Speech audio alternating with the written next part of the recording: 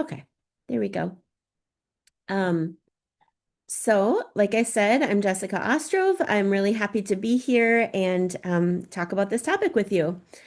So, we talk about, mealtime really is an expression of practical life and grace and courtesy, right? Those two things we talk about a lot in Montessori is practical life, how to be functionally independent but also interdependent, meaning you're part of a community. So it's all of those pieces, the like physical part of doing things for yourself, but also the spiritual part of being part of a community and what nourishing your body and sharing meals and food with other people is all about, and grace and courtesy, recognizing the human aspect of eating together.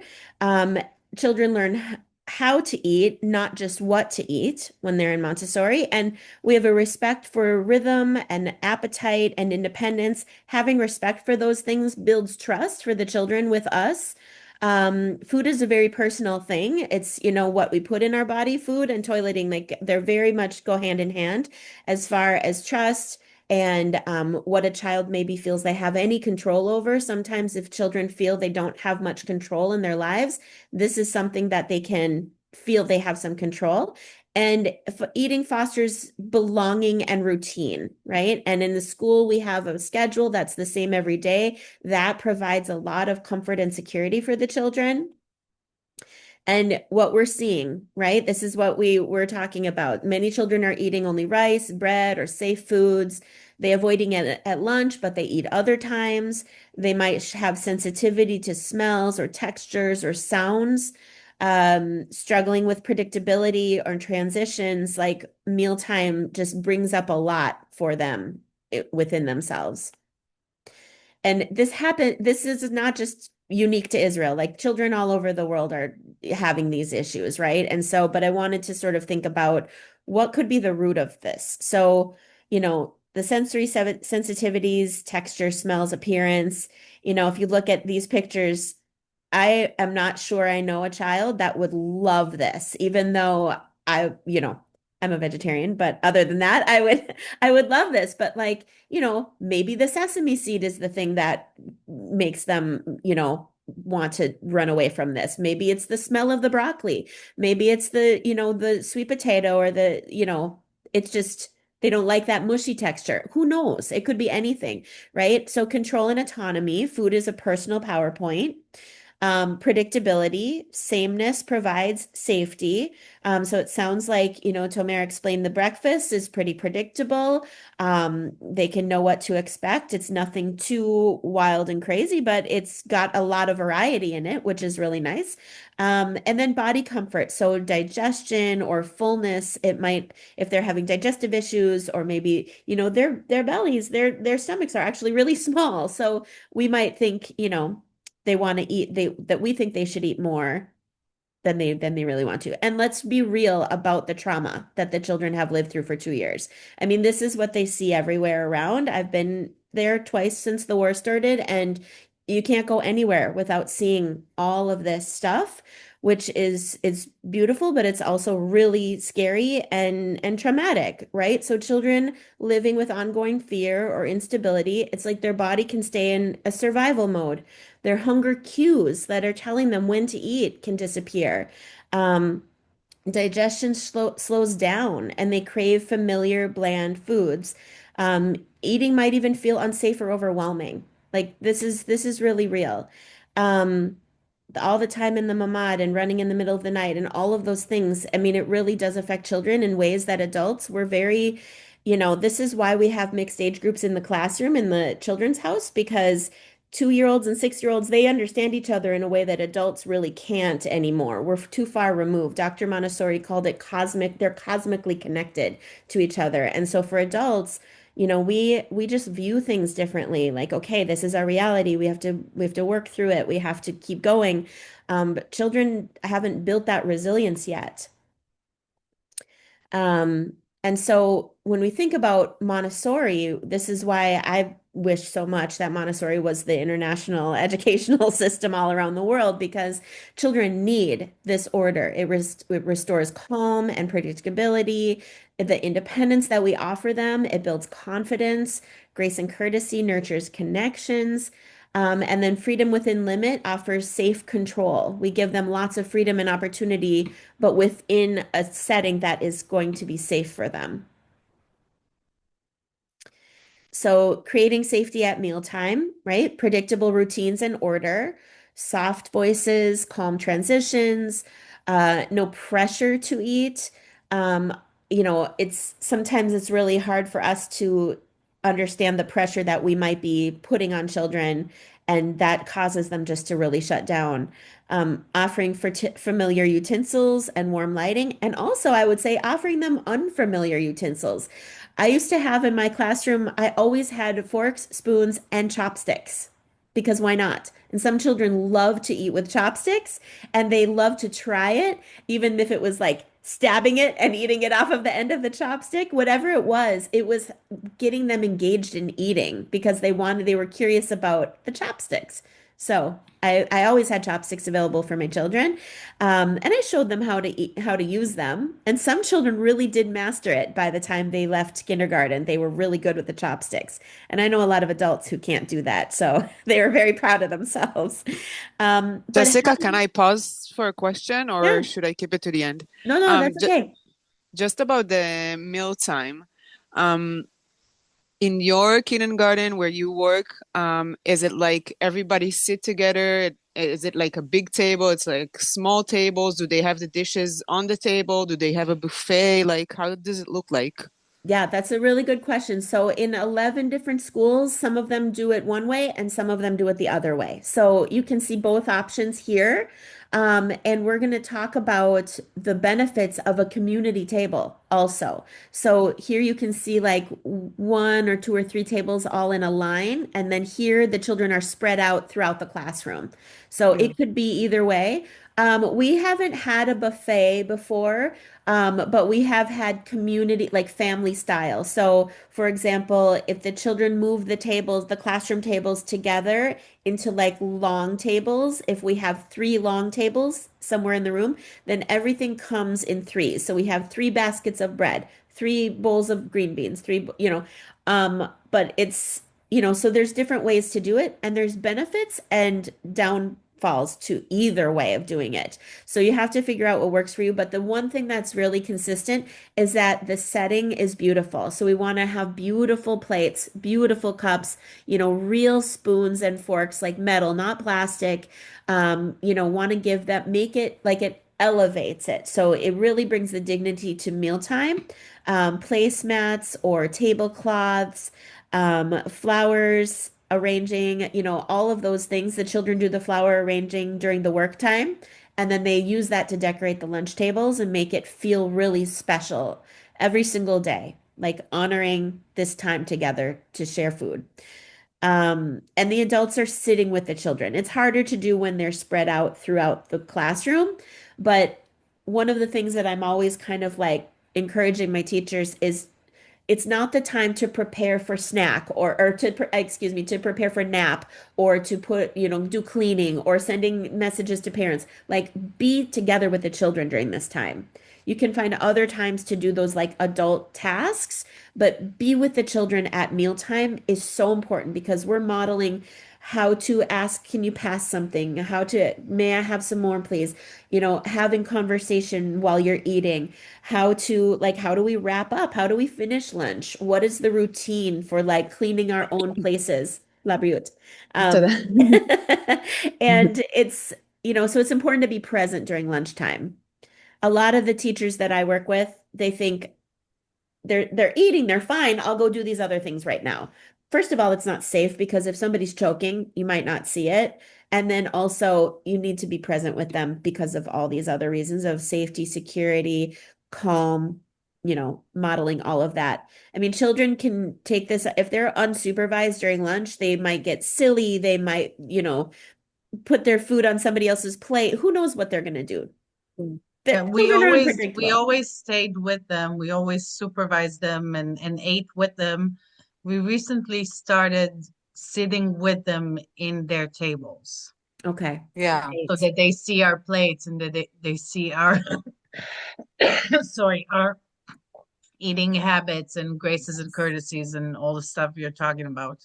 Yeah. I really love the idea of like respecting the mealtime and making it beautiful because I feel like sometimes we had children that came from anthroposophy and they always like they eat slowly and they give it time and they always taste everything. And I feel like this is what they do there. Like they really respect the mealtime. They Yes. really make it beautiful. So I think it's something that we can take from it that would be very good. Yeah, absolutely. I mean, it's historically, we don't think about this time as teaching time. We think about all the presentations and the lessons and the materials, but this is Okay. really important teaching time. And that's a It Yeah, is. just Montessori like we thing. were talking about the toilets, you were saying the same thing. Bediuk. Exactly. Yeah. Another question, do you Oh, have Reut, how do you say Toranim? Like kids that Yeah, are I was asking responsible about each it in day? the presentation. Do you do People in rotation of charge. chores? And you said no, you don't do that. sometimes yes, sometimes no, but like if you find that there's a problem, that there's some children that just refuse to do it, I'm not going to ever force anybody. Sometimes the children, the older they get, they like I know we talked about this the other day, Ryut, but also like in elementary Montessori, when I worked in upper elementary, we did have jobs for everybody that rotated, or the jobs were like printed on a stick and they chose randomly the stick each day. And that's just sort That's of like nice. how it was, because then it's kind of exciting, like what job am I going to get today? But Mhm. also you have to be careful to watch out that it's not like, oh, that's the bad job. I never want that job. Like sometimes little things like that can start to happen. And then, with young children, they could have a full meltdown if they get a job that they perceive as like the yucky job that no one wants. Do you know what I mean? So you have to really know your children themselves and do they like that or not like that. But I find that the most positive experience is when children choose to do it because they chose to do it and they want to do it. And that Sure. can often like lead to other children seeing how joyful it is, and then that encourages them to want to do it. So a little bit less formal for younger ages. Elementary, it was more formal. It was like with a system. But I think with the gun and younger, it's really it'll be more joyful for everyone if they are happy to do it versus told to do it for any reason. But you could have the I sticks have though. a Yeah. ah, No, go ahead, please. yeah, I have another question. Yeah, what do you think? Well, we have it's really hard for us the lunch time, especially the afternoon. It's hard. It's hard because there's a lot of noise and we're like the transition are very The well set transition is and very hard. well. Yeah. Yeah, but we put like a timer when the last kid starts eating. So we put like a timer of 15 minutes. So they will be sitting because it's really hard for them to be sitting for a long time. So we don't know. What do you think about putting a timer? Yeah, what's your opinion on that? Yeah, I mean, I can see why that would feel like a good Because solution. yeah, But because again, you said about the pressure. So we are giving them pressure because they're there and they cannot move because it's the timer. But at the end they're not even eating because they don't They're because not they're giving picky us the eaters. opportunity to eat ourselves. They're just right, like, like There. they will take food. If they were the first ones, then they will finish really fast and then go off their Yeah. ways. And we want them to sit and respect that your neighbor is still eating. I didn't take food yet. right. So we want to kind of frame the time where you have to Yeah. respect lunch and just sit at the table. Guys, I think that I Um, have an idea for that. I think what she said about instead of having a buffet, like Yeah. having the meals, like the food on each table yeah, divided, the and family Ah, then that's style. nice. we let them out of the mifgash in groups and not in like Yeah, single maybe not ones. all together. And then No? they have to pass the food between each other in the table, and then not all together but in groups. And then because the first one that goes out of the mifgash and the last one that goes out of the mifgash, sometimes it's like a 10 Half an 15 hour. minutes Yes. difference, so we Yes. can't expect them to just sit there, especially the younger one that have zero patience. Yeah, So maybe it's something that we can try, like dividing the meals to the tables. yeah, Or something else that, sorry, something else that I don't know, like if it can work, but it can be like an open space. Like in a lot of my ganeria, they have like open. It's like lunchtime is open. I know because the food is. What do you mean open space? It's like, oh, not open space, but it's like open. You have like a frame at 11 till 1. You can go and eat.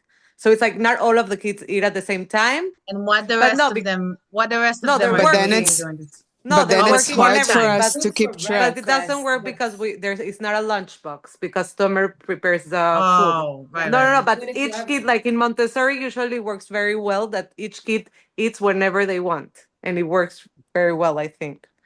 I think we But We we, used tried to it do in the breakfast first two like that, and years, we yeah, changed it. for Yeah. breakfast, and it was like all over the Loto, place, and we couldn't yeah, keep track of kids if they ate or eat not, or and no, Right. Yeah. yeah, Well, if you like, when I come in January, I can come and observe the whole like lunchtime process and see if there's anything I could offer for suggestions. I do that all the time here in the schools. They say like my lunchtime or my snack time is a mess. Can you just come and observe and see like what have you seen in other schools that works well? I'd be happy to yeah. come and do that when I come in January. yeah, we'll be glad. Okay, Thank you. awesome. Well, let's keep going. So this is what we were talking about before, like the community tables, the idea of eating all together and like a few community tables around the classroom. So I did an observation in a school with somebody in Montessori training last year. We went to a school together to watch their work cycle in the morning and stayed for their lunch setup. And this amazing thing happened, which I haven't seen. I haven't really thought about this process before in a long time.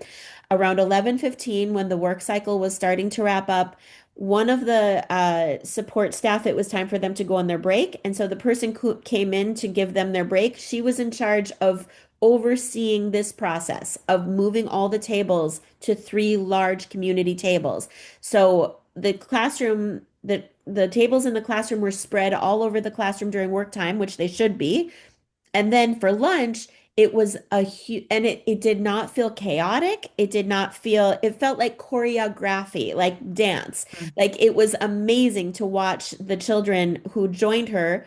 Again, it was their choice to join her to move these tables. So the children were carrying the tables, two children at a time, each table, moving them to put them all together. And then the children started setting the tables and all of that. And then the food came and was delivered, and it was already put in like three bowls for each, each table had like all their food in separate bowls.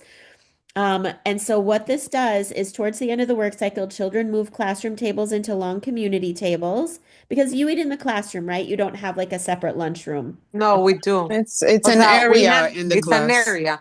Okay. Yeah. that So So, is we don't have to separate. move the tables. It's really comfortable. okay. It is three communal tables. They are separate from the work tables, Okay. and the kids that help in the morning help set them up in in those three rows and get all the utensils and everything. Yeah, we do it in the Yeah, they put the morning. chairs. We do it in the Okay. morning So they said Yeah. it, so the children are involved in setting it up, but they do for it in the Yeah. sure. morning. Okay. And also they bring the food and everything. Yeah, in the Okay. Yeah, morning. they Um, bring the food, they clear the food, the big bowls, everything. yeah. Well, I mean, the physical activity and the heavy lifting creates a sense of ownership over the experience, so the children are invested in it. And I don't know if it makes sense, but maybe they do set it up right before lunch because then they're actually working up an appetite from doing this right before they eat. If they do it a long time earlier, they don't really have the same connection. Their body doesn't feel like exhausted from this heavy moving, that doesn't make them hungry. I don't know. We'll have to see when I can definitely come and check it out, but this In in your schools, they go from from work time to straight to food, or they have circle time before? so the way that I tell them to do their schedule is 8:30 to 11:30 is the work time, and then 11:30 to 1 is outside and then lunch or lunchtime and then outside. They can choose however they want to do it in that hour and a half. From 11:30 to 1, it could be outside and then lunch or lunchtime and then outside. So one or the other. We have the circle like a mifgash Yeah, we before have circle lunch. time, and then we like release them to the food time, To to the meal food time. time. Okay. So then do they go outside to play after lunch? Yeah. Yes. Okay. They have like a 10-minute rest that they listen to podcasts so we can like, arrange the class and clean up and Uh-huh. then we go up. Okay. Yeah, I mean, maybe they'll be hungrier if they go outside before lunch. That's another thing too. So some teachers will report differently. They'll say one, if they eat outside first, they come in and they're hungry, they're ravenous, they're ready for lunch. Other people say if they're outside, they have big energy, and then we expect them to sit down quietly and eat, that's a problem. So it depends on the culture of your community, which would be better. It might be worth experimenting one way or the other, perhaps. But again, like Moran was saying, like lunchtime, sacred, a time of belonging, community, and joy. Not just like, okay, we have to get the children fed so we can move on to something else. Like really take the time for this time of day. And so practical strategies, starting with small portions, like this plate up here is like probably good to start off with something very small like that. Sometimes we put so much food on the children's plate that it does feel like pressure, too overwhelming. But also try familiar and unfamiliar foods. So like have some things that are familiar and others that aren't. And it's tempting for us to say like, ooh, pickles, they're so delicious. We can't impose our taste on the children. Like what we think is delicious, if they don't agree, they start not to trust us anymore because they Mhm. said this is going to be delicious and only 3 out of 7 of them think it is. So, we want to just say, these are really fresh green peas. They, whatever, but not telling them it's going to be delicious. And for sure not being like, oh, sorry, you have to eat some peas today. Like, that's the worst. Like, we're not going to impose a negative, No, no. impression either. It Um, sounds like how we talk about art, like we don't express our taste. We yeah. just say what we see, right? Yep, exactly. Just the Exactly. facts. That's right. That's right. Just the facts, man. Um, so encouraging self-serving and their own cleanup, avoid bargaining or praise-based eating, like if you eat this, then you can have a candy, or, you have to eat this before you can get up. Like all of those things really put so much pressure, and it's just to avoid it is best. Model curiosity, like, oh, this is new today. I haven't seen this before. I'm excited to try it, right? But we're not telling them that it's going to be good. We're just saying we're excited to try it. Providing a relaxed, unhurried meal period. Lunch should not be rushed. So, like not a lot of children love to eat salad, but because she was able to serve it herself, like that was something that she was excited about, this girl. Um, so the connection between eating and toileting. So stress affects both appetite and digestion. Tight muscles equal constipation, discomfort, reduced eating. Toileting and eating are both expressions of trust and autonomy. They really have to feel super safe to do either one of those things. And I do a toileting, I did that for you guys, the toileting presentation, but I've added more things to it. I told you, Rayut, it's new and improved my toileting presentation.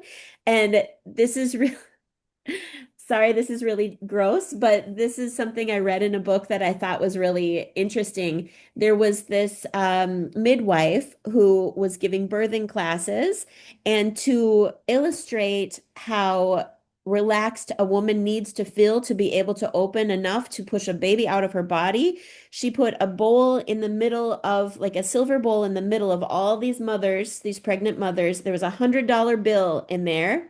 And she said, okay, if any of you can poop in this bowl in front of everyone, you get to keep the $100. And to this day, nobody's done it because you can't relax your body when you're feeling stress and people are looking at you. And I know that that's, sorry, it's gross, but like it really is when for children to want to put things into their body and swallow it or to go to the bathroom, the pressure can be so much that they just shut down emotionally. They just won't do it. And so that's what it means when toileting and expression are both expressions of, or toileting and eating are both expressions of trust and autonomy.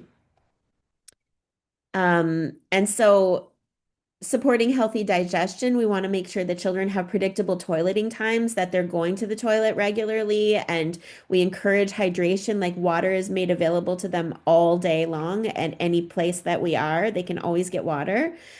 Providing fiber-rich options, like Israel, you've got the most beautiful produce in the world, all these fruits and vegetables for the children, so healthy. Observe and communicate patterns gently. So when you're observing, I mean, you observe their eating time just as you would observe their classroom time, and look for patterns and look for things that are like clues about why they might be this way one day and different another day, and just communicate those patterns gently to parents. We'll talk more about parents in a minute right here, actually. So partnering with families, sharing observations, not judgments. Suggest calm, shared meal times at home. Sometimes at home we're so busy, the children are eating while the adults are doing other work, and this lunchtime might be the only time of day that they have adults sitting with them while they're eating, perhaps. Maybe that's less of an issue in Israel, but more here. I'm not sure, but it feels like work runs late for adults and the children need to eat earlier. The adults aren't ready to eat until later, and so maybe they're not eating together as much. Emphasize routine and involvement, and then reassure that picky eating can be an adaptive response to stress. So once we understand the stress, it gives us a little more empathy to children and what they're going through, with all of the milchama. So they really internalize a lot more than we might think. So when to seek extra support if they have persistent food refusal, they're losing a lot of weight or they're super exhausted, ongoing constipation, strong emotional reactions to food. So referring gently to pediatrician, occupational therapist, or a child psychologist familiar with trauma. So key takeaways: that picky eating often reflects stress, control, or sensory sensitivity. Montessori routines create safety and predictability. Food work and sensorial activities engage children with new foods. Uh, and like up here in the top corner, we just had Halloween here in the US. So the classrooms all got their big pumpkins and they had the children were scooping out the seeds and squishing. It's really, even my son, who is 18, who loved to do this when he was young, he doesn't want to touch that anymore inside the pumpkin, which I'm like, why now all of a sudden? When you were little, you would just basically crawl in there. So, but giving them a lot of opportunities to touch and feel and taste different textures, even slimy ones like inside a pumpkin. Um, Eating and toileting are signs of trust in the environment, and with calm and respect, children rediscover comfort in food. Um, let's see here. So reflections for teachers. So how can our mealtime feel more peaceful? Do children have true independence during eating? And what food activities can we offer during work time? How can we adapt our routine for children under stress? What small signals of safety can we offer daily? So these are questions you can maybe discuss as a staff. And then I wanted to just highlight food work because we can do a lot of food work, a lot more different kinds of food work than, here in the US, we get stuck on apple, banana, orange.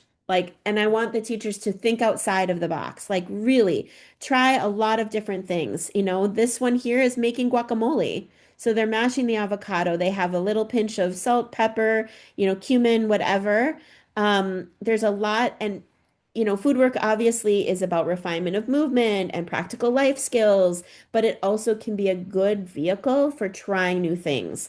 So making the food work really creative. And I have a slide here there's so many things that we can be doing with children. So many. I mean, this is just a small example. One of the things I loved having was sushi rolls, where the seaweed is cut in the strips and they can make their own sushi rolls.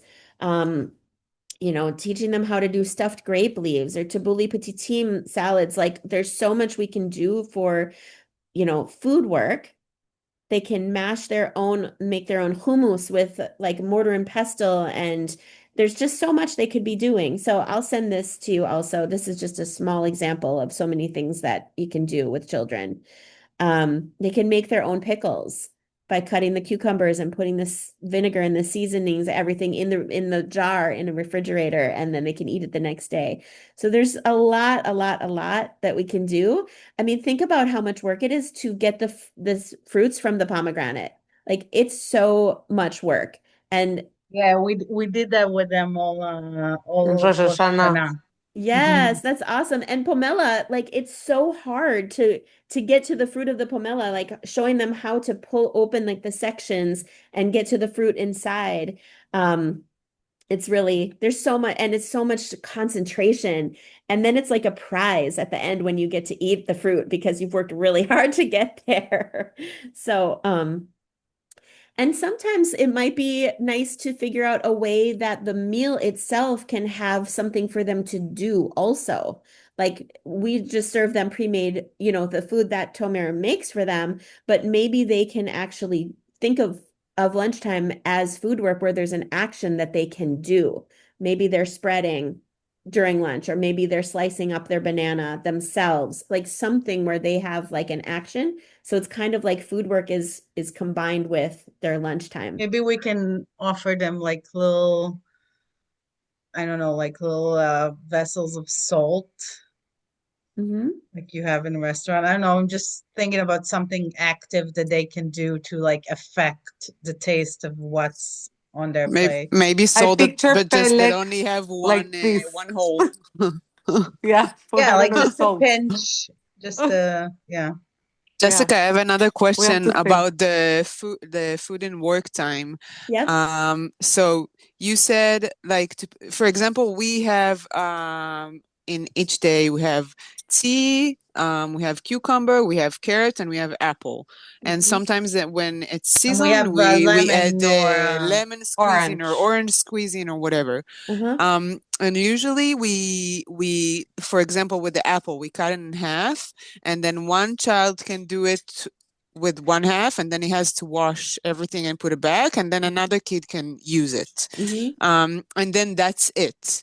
So the question is like, first of all, how many food trays do you have? Like, how many options do you have in each single day? Hmm. And how many children can use one activity? Like, for example, when we had the sandwich tray, it was so popular that we had to take it down because kids would cry that they couldn't do it Yeah, because only two kids can do it in the same day. But right. then if a kid says he's hungry and there's only cucumber and he doesn't like you know what I mean? It's like Mhm. it gets messy. Yeah, definitely. So, um, I I would typically say that depending on the size of the class, how many children there are, maybe three or four different options, and maybe three or four times each can do. So, like during COVID, Ah, they were wow. our like licensor wouldn't allow us to have the children wash the dishes and use them again for the next person during COVID, and so we now we have multiples of everything. So, for example, if we're doing like the apple slicing, we have three apple cutters. And so they use it, they wash it, but then they put it in a different bin that the adults go and then sanitize it later. And so Mhm. there's like three opportunities, and you can see how many opportunities are left by how many cutters are left, right? How many plates are left, how many juicers are left. I mean, it takes a while to buy all the things to have multiples of every tool that you need, but over time we've developed having enough for each. And so then it's just like why we don't have two pink towers. We have one of each, they have to have limitations. They have to understand that and also trust the environment that this will be back tomorrow. If you don't get to do it today, you can do it tomorrow. But we also offer snack during the morning work cycle. So we have snack, food work is on top of that. So snack is available for everybody to come and get a snack during the morning, just like the water's It's just on available. the table. We have like a snack area with maybe a table with two chairs or four chairs, and that's how many children can have snack at any time. So the snack will be set up, and there'll be like a little card that says like you like three crackers or three slices of cheese and how many you can take. So the children are counting. That's another way to like introduce more math, right? They have tongues and they know, okay, this card says I can have three crackers and three pieces of cheese. And, some children don't look at that and they take a lot. And then the other children say, hey, you didn't see the card. The card said only 3 crackers. So, they hold each other accountable, but we also kind of supervise it as well. And so, yeah, so we have it set up where the children can access it freely throughout the morning. That is separate from the food work. That's on And the it's not like an area that all the kids just around it all the time and they want to just like gather all the time. So we have the table, that's the snack table, that's only for snack. And there's 2 chairs or 4 chairs, and that's it. Only 4 children at the max at any time. And there's maybe 1 chair nearby that's like the waiting chair. So Mm. one person can wait, but no one else can be around that. Like, if there's children start to group around there, we say, oh, is the waiting chair available? Oh, it's not. Okay, come back later when the waiting chair is available, right? And then as the children are finishing their snack, the person from the waiting chair, gets their snack and joins. So it's a process that's happening throughout the morning. So then they're Do not you really like do hungry. do you do a limitation of, like, I can imagine that some of our kids will take 3 crackers and 3 pieces of cheese and will sit at that table and will just eat it slowly for an hour. Or just finish eating and keep sitting there. It happens, so we gently move them along. So we'll say, It's just a matter of boundaries, you're saying, like yeah. anything else. It is Yeah. because, if they need that social interaction and they want to rest there, I don't like forcing children to, like, I never want the teachers to say, go choose some work, go choose some work. Like, that's not going to be from within them, right? And we all fall into that trap. Like, go choose some work is what we say to them a lot. We say that a lot. And I'm always telling the children, teachers, don't say that to them. Figure out other ways to entice them so that at least they think it's their own idea, even if we're subtly engineering it from behind, right? And so if a child is sitting there for a long time, we can talk to them about it. We can ask them to move gently on, but they're human beings. And sometimes I like to talk on the phone with my friend for like 3 hours. And that's life, right? Because we're social beings. And so it's just something to monitor, and then do our best to gently entice them away from that, but not forcing, right? Because then they're not going to want to do anything. And if they choose a work just because they want the adults to sort of get off their back, it's not going to be meaningful to them, right? And the point of all the Montessori materials and the Montessori method is that the children are independent humans who are making their own choices, and therefore it will be more impactful to them than if we force them.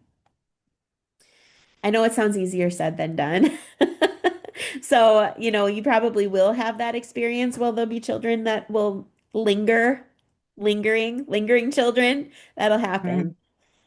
Mhm. Um, let's see. And then you I'm said you were just also, thinking like yeah, I'm sorry, that's okay. if when you started in the beginning of the year and it's a part of like everything that is going on, it's easier than if we will try to implement it now, because now it's Yeah, like I don't think something that we. new. And because I think it's a good idea, for example, for the picky eaters that don't eat, it's a Yeah, good so they can solution eat. for them to eat, because it's really worrying that a kid is not eating for 9 hours. Yeah. But like doing it now, and like it's not the middle of the year, but like 3 months after the year started, like do you think it will work, or do we just have to wait You for know, after it's holidays? that's a really, really important question because it's all in how we present it to the children. It's we could talk about it ahead of time with them and say, we're going to change the way we're doing things a little bit. I'm going to tell you about what I'm thinking about, and so that when it happens, then you know what to do. You wouldn't just put it out and expect them to understand how to handle it, right? Yeah. So it's just like anything else. So for example, I wonder if I can pull up a different slide really quick. One moment, please. I have a different, one second.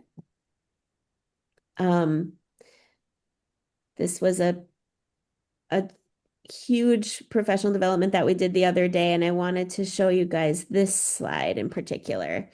So, oh, and sometimes there we go. Here it is. So one teacher, she decided she wanted to introduce cloth washing to her classroom. So she has the scrub board, she has two bins with water, and then they squeeze out the cloth napkins, they squeeze it out after and hang it to dry. And she said when she first put this work out, the children they weren't really understanding the part of like really squeezing it out to dry, and the water was dripping everywhere and it was a huge mess. And then she recognized in herself, I don't think I spent enough time explaining to them how you know when you've wrung it out properly. How do you know when it's not too wet to go hang it? And so she showed them squeeze it until when you hold it, there's no more water dripping. If there's still water dripping, you need to squeeze it some more, right? And so then um she showed them how to do that. And see, she used to have a towel underneath the drying rack here. And now they don't even need a towel if you look at the bottom one here, because she noticed the part that they were doing wrong or, struggling with, or it wasn't working for that reason. And she figured out what exactly they needed to get more information about. And now they do it without even a towel under it because the children recognize Wow. that's how you know that it's ready to be hung up when you hold it and there's no more drips. So, whatever new thing that you introduce to children, it can work, but we have to observe and see what are the problems with it and then address just that problem. See what I'm saying? Yeah, Yeah. important. I Yeah. think we should give the towel thing also to our kids. Yeah. Whenever It's they get so it like None that, of then them it's like, know how oh to wait, squeeze. Well, it's no. so good for them. It's like that big physical movement, and you don't have to have a special table like this. When I learned this work in my training, it was a work that lived on the shelf. It was two bins stacked inside each other with the materials inside the Have it. bins. And then you have a long towel or a plastic runner that you put on the floor, and you put the bins on the floor. So then the child is on their Comfortable. knees on the floor, leaning over it so they can use their muscles that way. So it's a different movement when you're doing it on the floor versus standing. And so I told the teachers, like, don't wait until you have this perfect table set up to do it, a table with the holes and the bins and everything. You can literally do this on the floor. Show them how to set it up in the line, and then they can do it over, like leaning over it. So, Ray, I think you had asked me before about doing a presentation for like how are children having, what to do with children who are struggling to oops. Yeah, Jessica was telling me about, different presentations that she gave lately, and that subject just seemed very relevant. Just how did you title it? I think what I called it when I gave this presentation last Friday to the teachers was a grab bag of Children's House strategies for reconnecting children to the Montessori work. So that's Wow. a whole Yeah, different we have a presentation. lot of that chasing around kids, Hmm. what activity are you choosing? Why are you guys rolling on the floor here? What are we going to do today? Yeah. I Yeah. think I think we do need a bag of strategies to pull them to the materials. Some We of Yeah. them. do. Let's do that on another day for sure, because that's Yeah. at least an hour conversation. But No, that no, for Yeah. sure.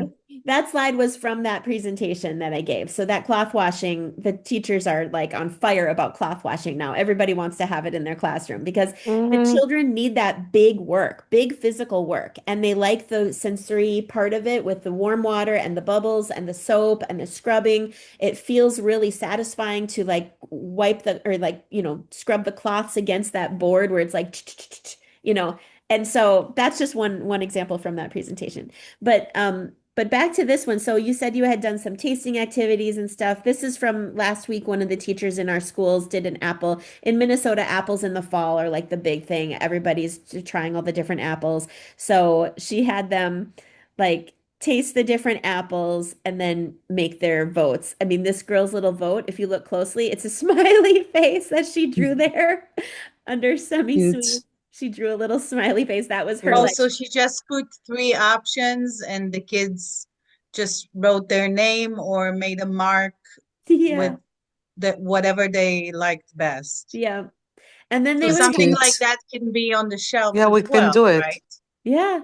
Absolutely. And they have a conversation about what did you like about it? Like drawing their attention to the different properties or characteristics. Was it because it was harder, softer, sweeter, sour? Like, what did you like about it? Did you like the color on the outside? Did the color on the outside make the inside part look different? You know, like you can see up here, there's some that are more white, some that are more yellow. Is it because of the fruit itself or because it was out for longer? Because apples get a little bit brown if you leave them out. Like these are really great conversations to have with young children, just getting them to understand how the world works. You know, there's all these different varieties of apples. Why do you think we need so many different varieties of apples? Why do some farmers grow these apples and other farmers grow these apples? There's so much conversation that can happen around something like this. And that helps with literacy. When they go to start reading, then they have more vocabulary in their minds that they can draw from. You know, it's all connected. It's all connected. And then growing. Oh, I don't know where my pictures are, but there was a picture here of gardening. There was a picture here of gardening. But the children, you know, when they can grow their own food, then they're really excited to eat it more. So they can make salsa, they can make pizza, they can make all kinds of things. They can make, you know, just Israeli salad, like with the cucumbers and tomatoes. There's so much they can do if they grow it, they're way more connected to it. I mean, you can see the basil here. They can make pesto. They can grind it with the mortar and pestle and put the garlic and the cheese and whatever and make pesto. There's so much that they could be doing with gardening too. And you can have in containers things growing. Oh, and toda rabah. That's the end That of was this. amazing, Jessica. Thank you. Oh, I'm so glad. I hope you learned something. I mean, you guys know A lot. Thank you A so lot, yeah. much. Yes, you're so good. A lot to think about. Thank you. Yeah, we have to think about a lot of things and Yeah, there's improve. Yeah. anytime you make a change to the schedule, to the classroom, to what's offered, like you want to think it through, but also don't wait until it's perfect, until you are like, there's no guarantee that something won't go wrong, right? And Yeah. whatever new thing you try, do it for at least a month because Yeah. it's so Mm. common to be like, oh, that was a disaster. We're never doing that again. But just look like Erin did with the cloths, like this was great, except they're dripping it all over the floor. So now I need to just show them that one part. And then it has been going perfectly. And they all want to wash the cloths every day. Those are the napkins that they have at lunchtime. So they're cloth napkins. Also, it's really important that you said like to prepare them, to share with them. I mean, it's their environment. You can just Yeah, like put something there and expect them to like know what to do, even if you said it one time. Like no. do a circle time about it, present it, like prepare them. Yeah, Yeah. it's important. Yeah, and it's, you know, just the start of the year, so you don't want to wait all the way till next year to do it. I mean, Can. remember last year we Mhm. did the toileting conversation, and I know that you needed to do some big changes in your bathroom, so that was a good one to do over like the Pesach break. But Yeah. you know, it's don't wait too long because every day that you're waiting, the problem is still existing, and you could do small things, big things to change it. So. Yeah. Thank you so much. You're welcome. You're so Yeah. welcome. All right. I'll see you soon, Arayu. Just be in touch of when you want to do the next one Yeah, because we'll this is try so to fascinating. schedule the next one. Yeah, definitely. All right. Thank you. Laila tov. Bye. Thank you, Thank Jessica. you. Bye-bye.